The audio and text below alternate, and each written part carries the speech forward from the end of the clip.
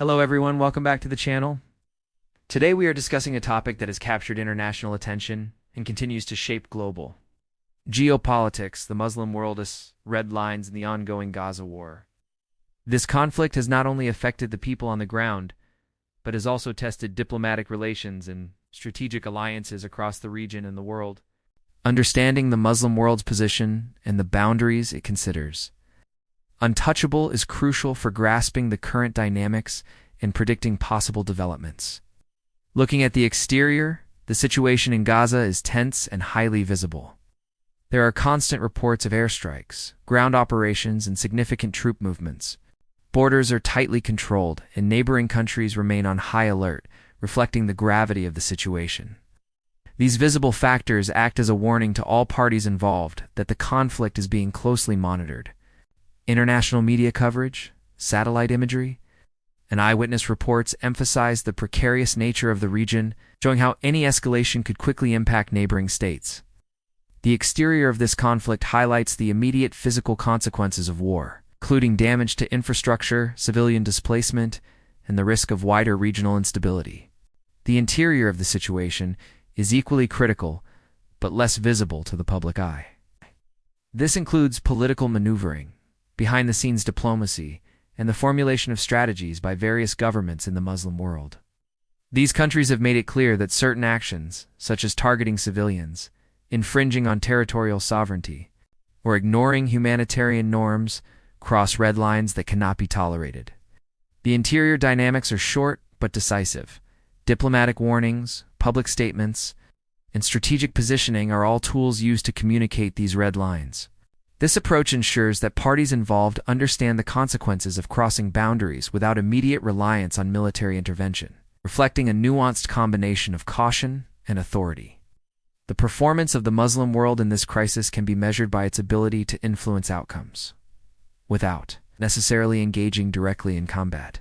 Many countries have provided humanitarian aid, offered mediation, and used diplomatic channels to pressure conflicting parties. Their effectiveness lies in shaping international opinion, ensuring accountability, and maintaining pressure on actors in the region. This approach demonstrates that influence does not solely depend on military power, but also on the ability to coordinate actions, forge alliances, and uphold ethical standards in line with established red lines. Safety mechanisms are central to this strategy. Ceasefire negotiations, monitoring by international organizations, and coordinated humanitarian efforts are key tools designed to prevent escalation. The red lines themselves act as a safeguard, signaling that violations could provoke serious regional consequences. By establishing clear boundaries, the Muslim world aims to protect civilians, prevent spillover conflicts, and maintain stability in an already volatile region. These safety measures are both preventive and reactive, creating a framework within which diplomacy can operate effectively. The unique selling points of this approach lie in the combination of moral authority, political influence, and strategic foresight. By articulating clear red lines, countries not only assert their position on justice and human rights, but also demonstrate the ability to shape outcomes through coordination and diplomacy.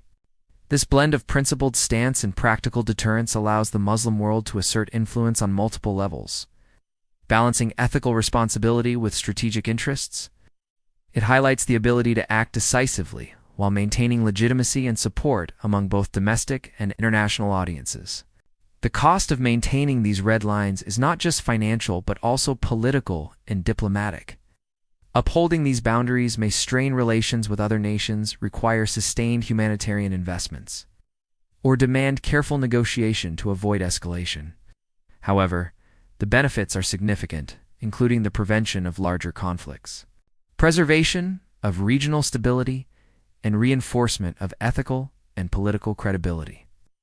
In the long term, these actions help maintain a balance of power and serve as a deterrent against violations that could destabilize the region. In conclusion, the Muslim world's red lines in the Gaza war represent a critical framework for understanding the ongoing conflict. The exterior shows visible tensions and immediate consequences, while the interior reflects strategic diplomacy and humanitarian considerations. Performance, safety mechanisms, and unique approaches combine to create a measured yet firm stance. Maintaining these red lines is both a responsibility and a strategic necessity, ensuring that actions are guided by principle, caution, and a commitment to regional stability. Observing how these boundaries influence conflict will be essential in the coming weeks as the situation continues to unfold.